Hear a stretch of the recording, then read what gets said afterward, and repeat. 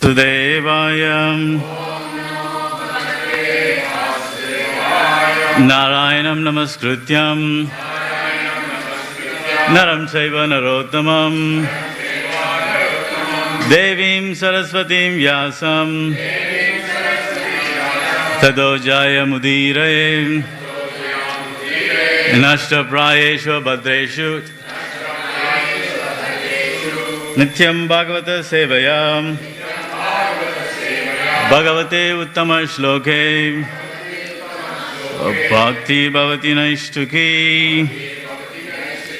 Reading from Canto 3, Chapter 26, chapter name, Fundamental Principles of Material Nature. Text 44. Okay. Please repeat after me. Rasa Matrad Vikurvanad Rasa Matrad Vikurvanad Rasa Matrad Vikurvanad Ambaso Daiva Choditad Ambaso Daiva Choditad Ambaso Daiva Choditad Gandamatram Abut Tasmat Gandamatram Abut Tasmat Gandamatram Abut Tasmat Prithvi Granas Tu Gandagaha Prithvi Granas Tu Gandagaha Prithvi Granastu Gandagaha Rasamata Vikurvana Ambaso Deva Chodita Gandamadram Abhutasma Prithvi Granastu Gandagaha. Prabhuji's Rasamatra Vikurvana Ganga Sodava Chodita Ganda Matram Abhutasmat Prithvi Granastu Gandagaha Rasamatra Vikurvana Vasudaiva Chodita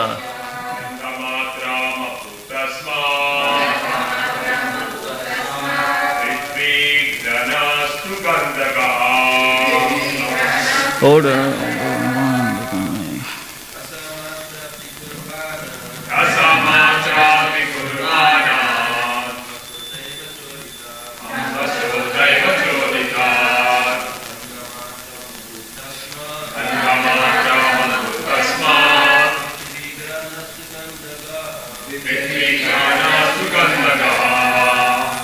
Mataji's.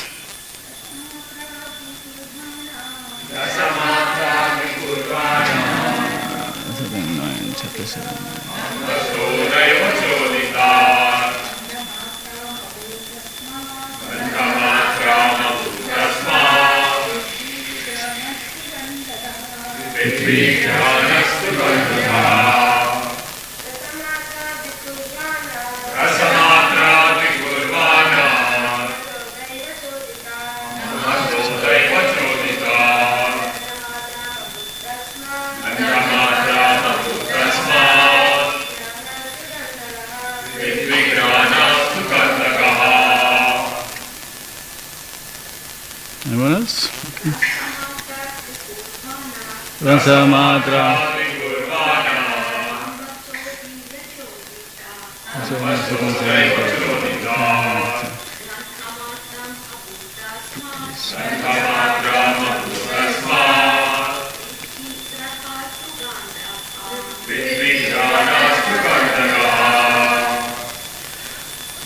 Thank you. Kamsai, can you look up Bhagavad Gita 7.9, just the first word?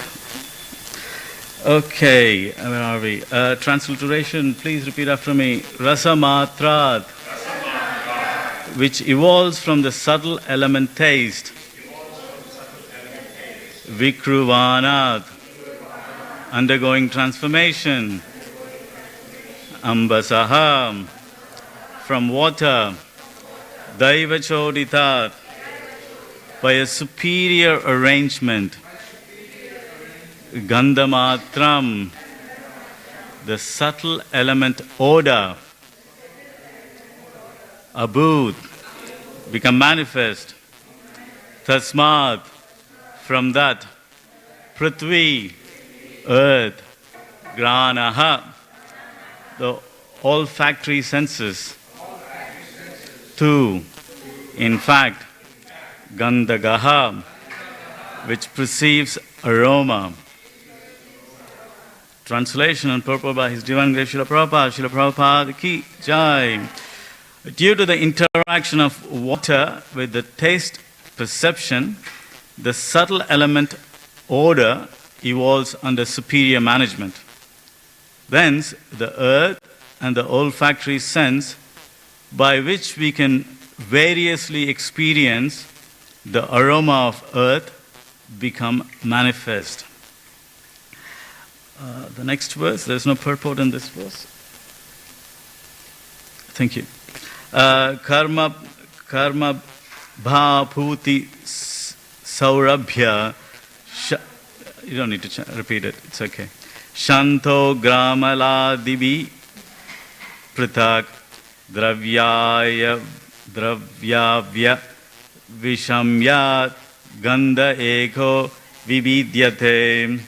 Translation: odor, although one, becomes many as mixed, offensive, fragrant, mild, strong, acidic, and so on, according to the proportions of associated substances. Purport: mixed smell is sometimes perceived in foodstuffs prepared from various ingredients, such as vegetables mixed with different kinds of spices and asafoetida. But bad odors are perceived in filthy places. Good smells are perceived from camphor, menthol, and similar other products.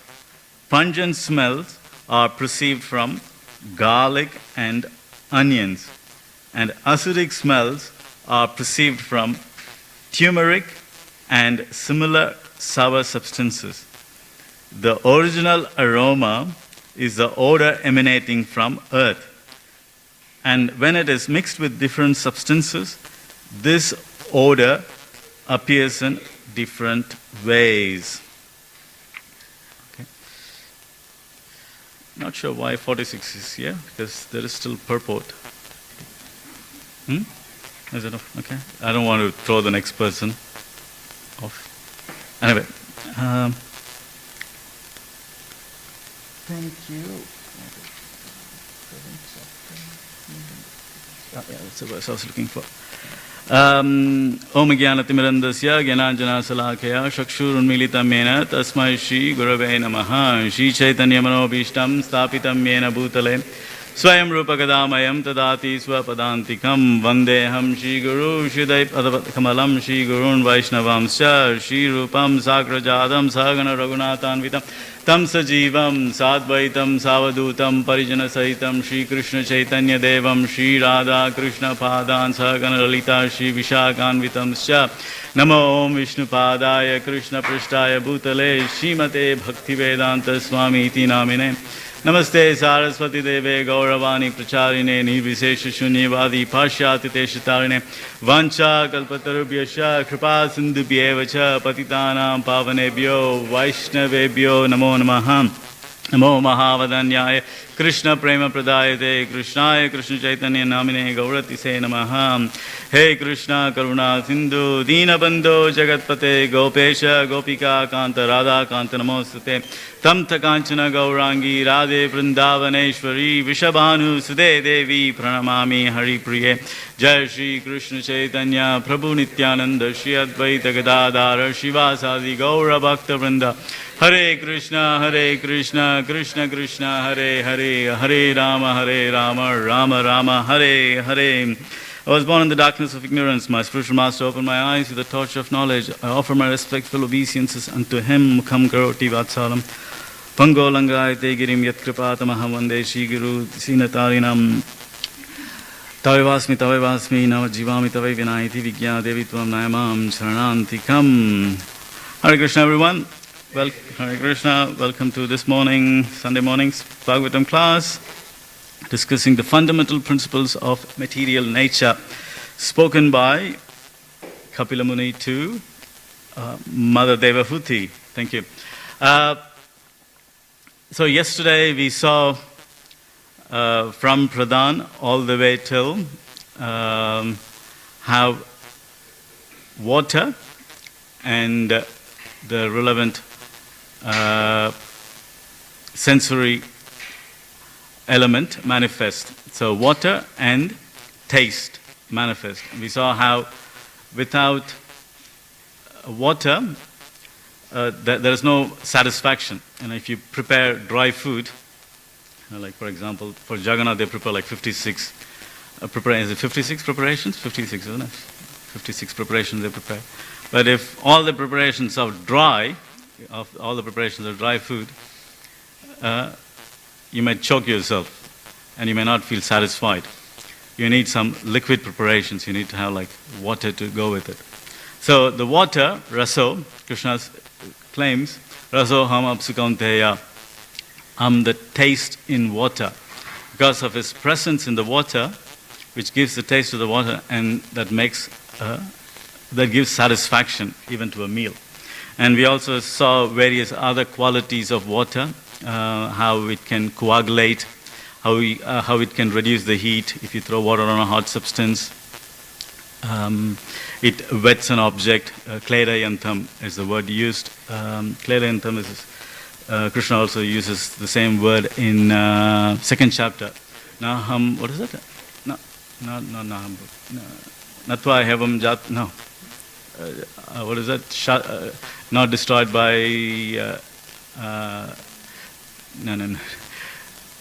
not destroyed. The soul is not destroyed by kledayanta apaha. So he uses the soul is not wet kledayanta.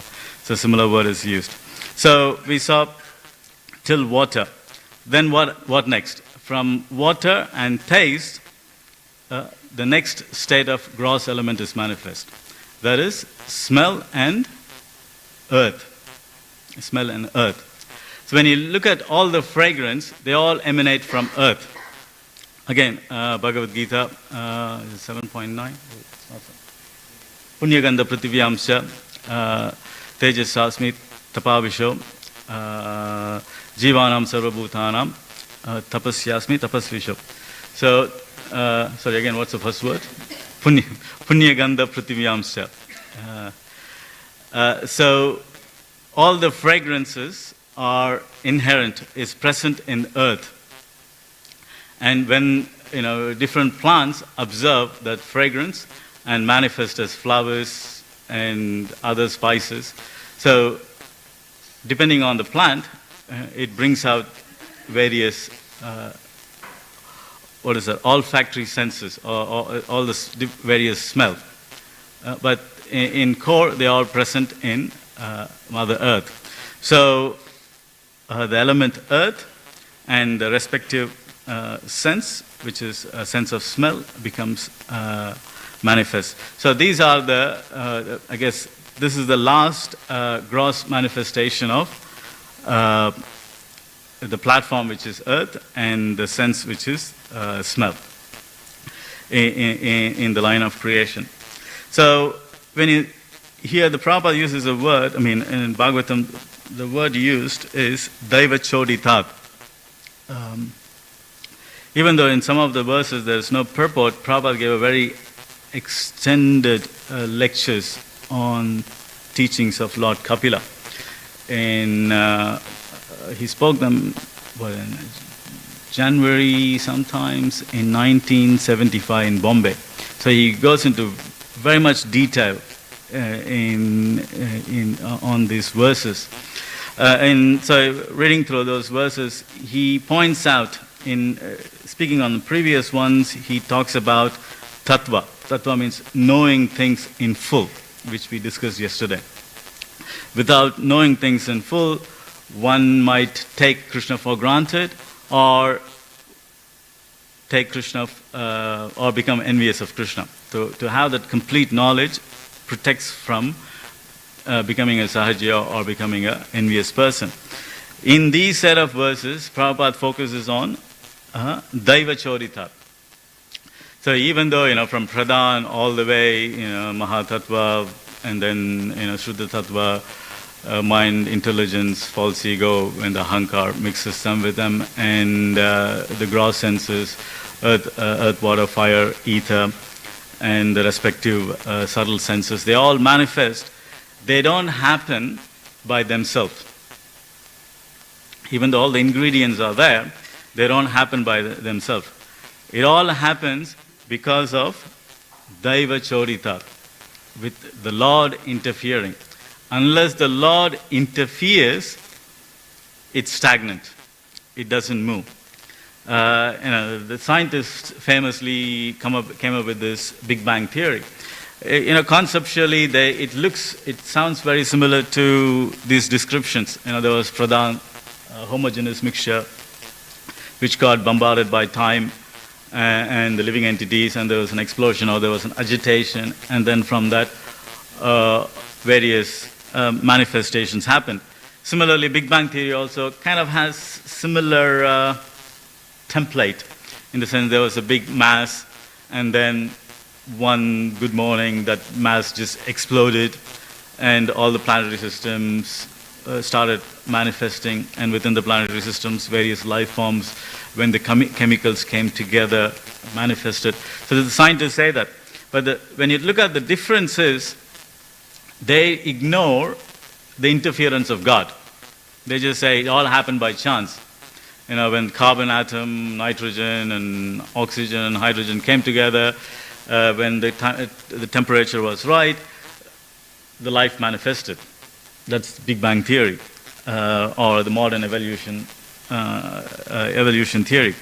But when you take scriptures, the scriptures' understanding is the living entities were always was injected into this pradhan, into this homogeneous first element. So the living entities were always there, but they were just in a dormant state. They weren't in an awakened state.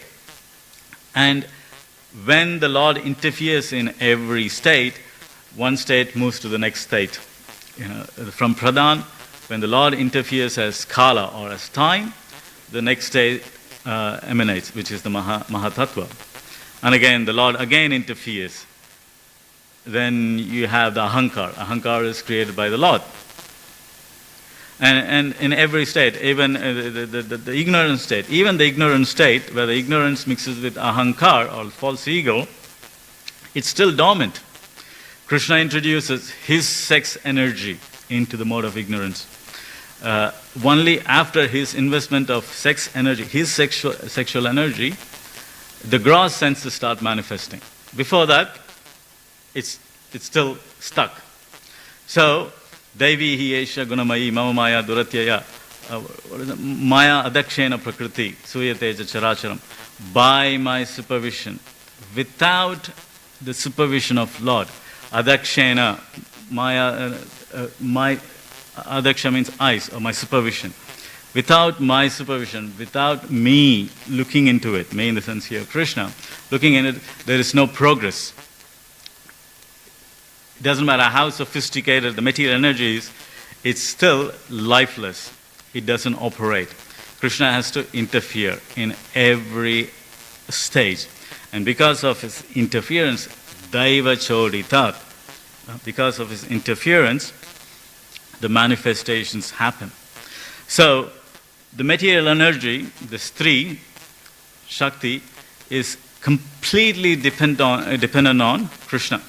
Without his glance, without his interference, there is no way the Shri energy, the Prakriti, acts. Even though the Prakriti is quite powerful, Krishna himself says, Mama Maya Duratyaya, it's a very complex energy, very powerful. Recently we saw there was some cyclone somewhere, cyclone or tornado in US, destroys the whole village. I mean, not village, destroys the whole city. In America, it's a concrete jungle.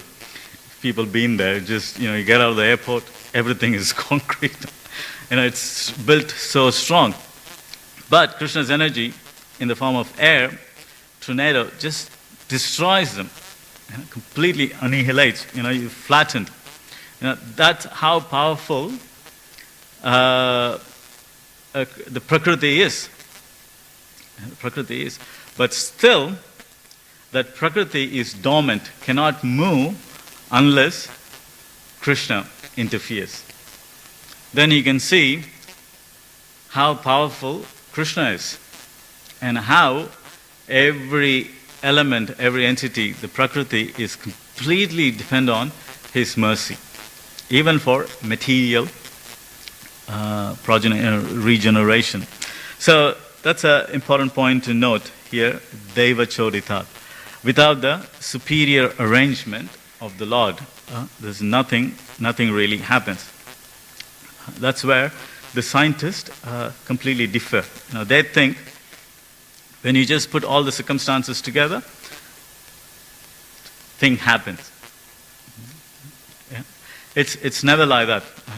Say you take by chemistry, water is made by if you have hydrogen atom and oxygen atom. You put them together. If two hydrogen atom comes together and one oxygen atom comes together, water is formed. If you just give some electricity to it. There is electricity in the nature. These clouds produce a lot of electricity. There is free radical oxygen in the environment. And there's also hydrogen in the environment.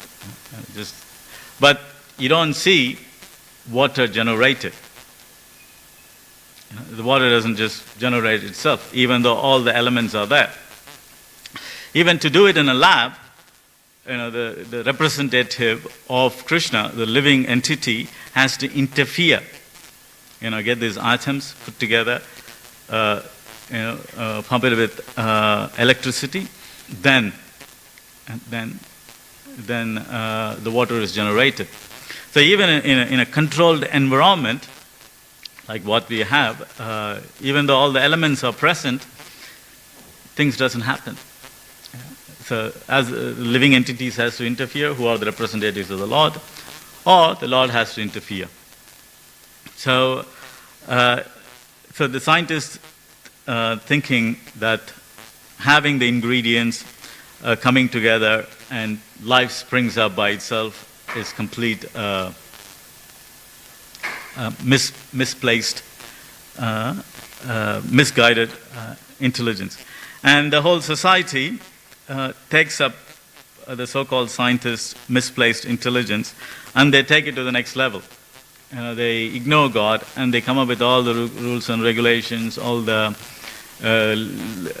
laws and regulations, how the society need to live, ignoring the karta, ignoring the doer, the real doer.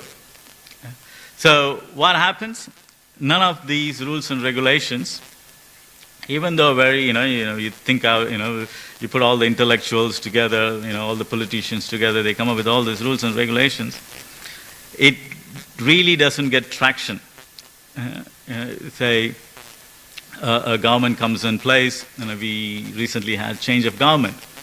10 years ago we elected a liberal party and they came in place and they came up with a bunch of rules and regulations thinking that it's going to work. But after 10 years we all recognized none of their policies worked, so we went and got ourselves a new government. Okay?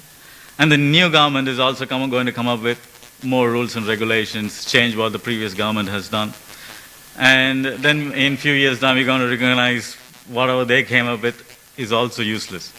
Because none of these policymakers or the scientists recognize the real doer. And the real doer, which is Krishna himself. The Daiva Chodita aspect mentioned in this verse, they ignore that. Once they ignore, what happens? Godless society, everybody acts according to their mental speculation. Whatever they concoct. Today I concoct, I'm a man. It's a current whole woke thing. Even the Prime Minister of UK got into trouble, by speaking a sentence which the trans community didn't agree. So these are all the mental speculation. Today I think I'm a man, tomorrow I think I'm a woman, tomorrow, the day after tomorrow I think I don't know what I am. So these are all based on the current modes of nature. Living entities bombarded, they come up with all these ideas. And they think, since they come up with it, they think that is supreme. What they say, it doesn't matter how ugly is the baby. If it is your baby, you think it's beautiful. Prabhupada gives an example of a mother named his blind child, Padmalochan. Padmalochan means lotus-eyed. The mother named the child lotus-eyed, but the kid was blind. Similarly, the policymakers, or even us, we come up with these ideas. Oh, since I came up with this idea, it must be the best. And we really fight for it. You have the woke movement, or liberating this community, liberating this sex. So you have all these cooked up ideas coming out of disturbed material modes of nature, where the living entities are. When they are tossed this way in mode of goodness, they come up with something nice. And when they are tossed into mode of passion, they want to do creation. They want to go and build things. They want to create things. And when they are tossed into mode of ignorance, they end up abusing drugs and alcohol. And then based on that, they come up with their own principles. Laws and regulations. Oh, this is my principle. I recognize myself as a woman or a man, so my principle is I want to be independent, or I want to do this, I want to achieve this. So they come up with all these concoctions because they ignore the Deva Choritam, ignore the Supreme Personality of Godhead present behind all these happenings. So if one recognizes the Supreme, then one would question, what would the Supreme want? Why did he create certain element in certain way? And then you act according to that understanding, that tattva. That's a simple example. You take a fruit, he created an apple. Why did he create an apple? One understands. It has some nutrition in it. It has binding quality. As an apple, if you have diarrhea, you eat apple. It holds the food. So it has some quality. So if one understands why Krishna has created an object in a certain way, and by following that, it delivers the right result. You look at an apple and say, oh, Krishna created it so that I can make a good painting of it. Yeah, well, okay. But it doesn't serve the purpose of being an apple. You just concocted that it looks beautiful, I'm going to use it as a template to paint. You're not acting on the real potential of apple, why it was created. So if one understands, goes back to why various elements are created, what is the purpose behind Krishna's creation? What is the tattva behind every element? Then one recognizes Krishna's mood, what Krishna's interest is, what his desire is through that. And by acting through that,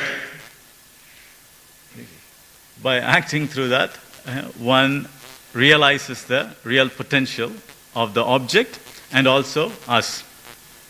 Because you're engaging the element according to its true quality. And also recognizing we are also one of those elements. And also engaging us according to the desire of Krishna. And not according to our own whimsical, makeshift, whichever hairy-fairy thing which we think is what we are here for. So recognizing that Daiva Choritat is important. Is very, very important. Otherwise, the world will lead into chaos. What is that verse? 9th chapter, text 13, if I remember right. Ashraddayana Purusha, Dharmasyasya Parantapa, Aprapriyamam Nivartante, Mrityu Samsara Vartmani.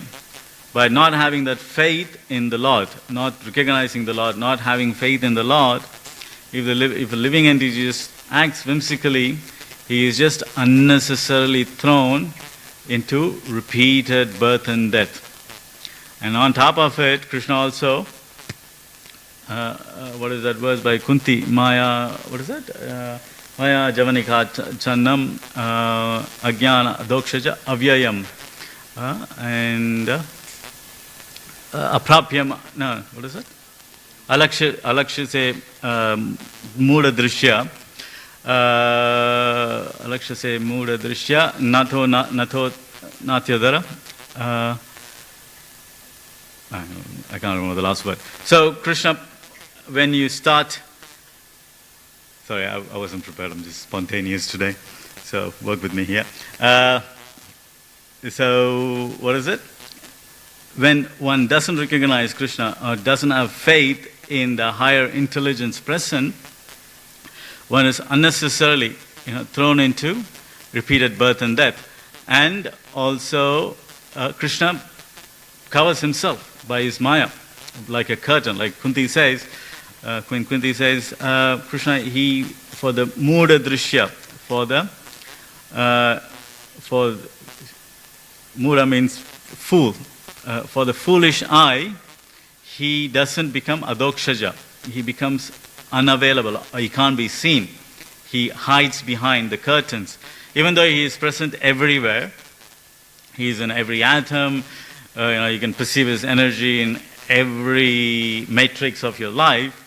He is still hidden, like an actor hides behind a character. So that is the downside of not recognizing Daiva Choritam, not recognizing Krishna's hand in everything. You're fooled. When you're fooled, then you think you're the master and you start acting sinfully. And once you start acting sinfully, you end up in lower species of life. And in lower species of life, ignorance is prominent, so you become completely blind. And the opportunity to liberate yourself by having the vision of Krishna or knowing Krishna becomes unavailable. So that is the risk. Not only, it's not the risk, it's an issue what the modern society is propagating in full scale. Society without God, atheistic society, and they are misleading all the living all the human race to the slaughterhouse of repeated birth and death. And the general public, also blinded by delusion, blindly follow like sheep heading to the slaughterhouse. So that's Deva Choritam. All right. Any questions or comments? Yeah, go.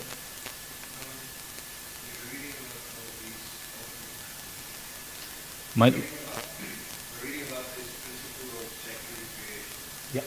Principle of creation.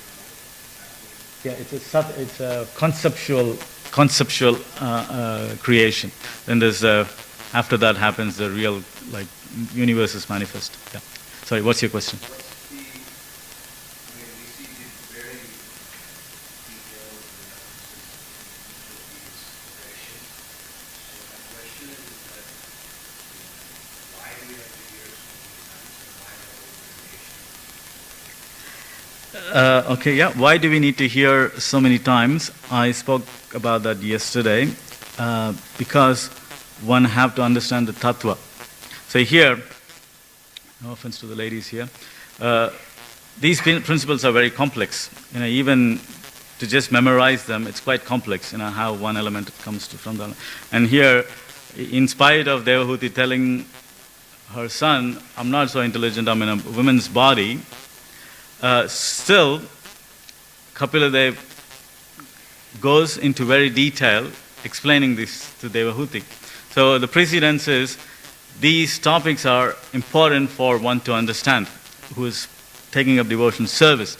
Because if you don't understand how Krishna's energy works in detail, one will misunderstand Krishna, will take Krishna for granted, or become envious of Krishna. So to highlight how complex all these things are and how Krishna does it very seamlessly should increase the awe and reverence for Krishna. We are not just reading it as a chemistry student reads to pass the exam. Here we are reading these things to understand how complex these subject matters are. These gets even complex when you go to 5th canto. And still it is explained, even though Bhagavatam, the expectation is, rasa scripture, you just want to hear about pastimes of the Lord. But no, when you look at it, it goes into all the details, explaining various aspects, various facets of Krishna. If somebody claims that they love somebody else, they want to know everything about them, not just what will give them pleasure. Do it make sense? If you have a child, you don't want the child to be only when it is all nicely dressed and clean and freshly showered with talc. That's not the only time you love the child. You love the child when the child is throwing up, when it needs to be fed, when it's passing urine and stool in bed. You still love the child. So your love is not about what the happiness the object is giving. The love, true love, is everything about the person and love in spite of it. Luckily, here, in spite doesn't happen in Krishna's case, because everything about Krishna is wonderful.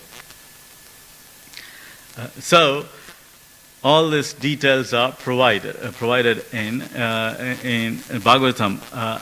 For scriptures to be considered the topmost scripture, to be a Mahapuran, it has to describe the creation, the maintenance, the portion aspect, the secondary creation, all this, before even you jump into the avatars. So when you look at Bhagavatam, after going into detail of primary creation, secondary creation, the universal description, till 5th canto, all this complex subject matters, which really doesn't talk about too much rasa, is described. So it preps one to build that awe and reverence to Krishna before he opens up his mercy, his poshana. So from Ajamila's story, the poshana aspect starts in Bhagavatam. Till that, it's all very technical. Very, very technical. So one has to understand the technicalities to appreciate the person behind it. If you don't appreciate the technicalities, our nature is to take the person behind it for granted. So that is why these things are repeatedly mentioned, so we don't fall into the trap of Sahajiyism. It's a big trap. Once you become a Sahajiya, you take Krishna for granted. It's a seed for going to hell. All our acharyas have to really fight hard to keep the Sahajiyism away. And that can be kept away by having a deeper understanding of how all these creations work. What to speak of us, highly conditioned living entities? Elevated people like Brahma, they were completely illusioned. They thought Krishna is just a simple boy. So having this understanding of scriptures in detail about his the technicalities of how he's creating, maintaining, overseeing all these things. Brahma prays after Brahma Vimoha Liya. He says, "Look, I'm just like a child. Like I remember when I was a child, my grandfather used to put me on his lap in his car, and he let me drive the steering. But he'll just drive it with one finger, and I'm holding it and pretending that. I was like 2-3 years old, pretending that I'm driving. Brahma says the same thing. You are the real driver. We are like toys moving with your instructions behind. So his realization after Brahma Vimoha Leela is how Krishna is operating this material world. That realization helps him appreciate Krishna. He's not just a blue little cowhead boy who steals butter, who plays with the cowhead boys. He's not just that. That comes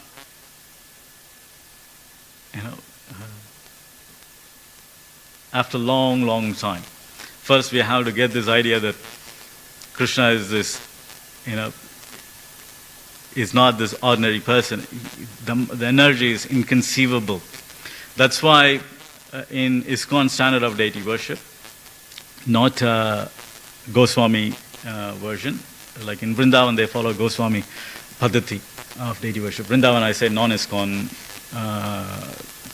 temples, they follow Goswami Paddhati.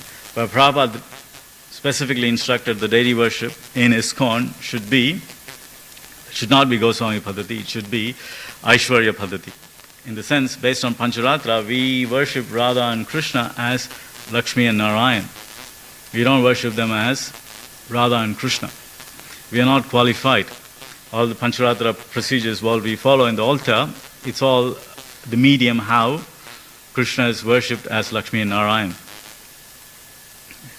If you're worshipping Krishna as Radha and Krishna, like the Goswami Paddhati, it's like how the Saranga Murari Thakur worshipped Krishna. He just said, Krishna eat, and Krishna ate. That's not how we do it.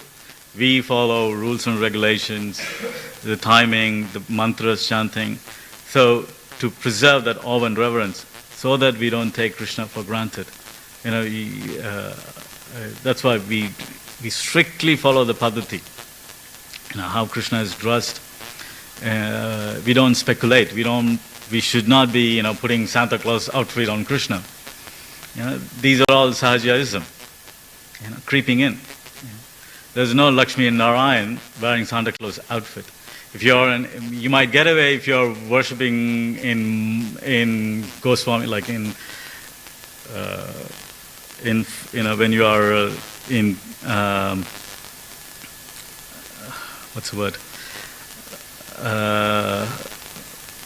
When we worship Goswami Paddhati, like where you are fully in love, you see Krishna as your child, you see Krishna as your lover, you see Krishna as your friend.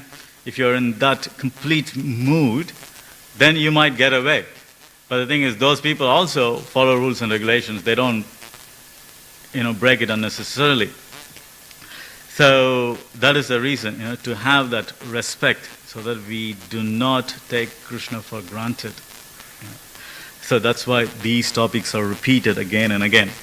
And the second part of the question, why there are variations? Say, for example, the 24 elements. In certain definitions, you can see pradhan as an element. In certain descriptions, you will see the contaminated consciousness as one of the 24 elements. So there's slight variations in scriptures. But the guiding principle is the same, but sometimes the descriptions change according to the speaker and their realization. Because scriptures, when spoken by, not by the Lord Himself, goes through the realization of an individual. Whatever they realize, according to their strength of realization, they explain. So based on the individual's realization, there comes variations. So if you want to find the truest form, I mean, these variations are still bona fide because the Lord accommodates those variations because it's spoken by the pure devotee. But if somebody wants to get really technical, they should just hear from what Krishna says himself directly, like Bhagavad Gita or Kapila's instructions. I'm not saying the variations spoken by the acharyas are not correct. They're still valid. They're still acceptable. The classic way Vishwanath Chakravarti defeats that argument is, in this creation, Krishna acted like this. So you get one variation. In a different creation, a different millennium, he acted like that. So since the devotees know past, present and future, so they give a version of which they are realized or which they know. They may know a version of what happened in this millennium, so they can speak in this way.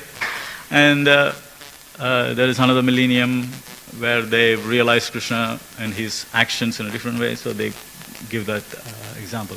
A classic example, in some scriptures, Krishna is addressed. Krishna in Vrindavan is addressed Devaki Nandan. So, technically, he is not recognized as Devaki Nandan till Akrura comes. Till that, he is Yashoda Nandan. But if you look at, Vishwanath Chakravarti Thakur says, oh, by the by, Yashoda has a different name. She has two names. Her name is, one name is Yashoda and the other name is Devaki. Do you know? Heard that? Yeah. So her name is Devaki also. So when he is addressed as Devaki Nandan in Vrindavan, it's not wrong. The speaker is recognizing the other name of Yashoda and calling him Devaki Nandan. So the variations doesn't make the scriptures wrong. It just we need to have a understanding where it comes from. Does that make sense? Yeah.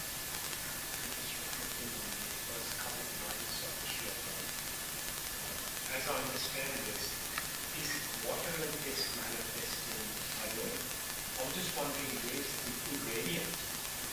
Is that like a photographic ingredient?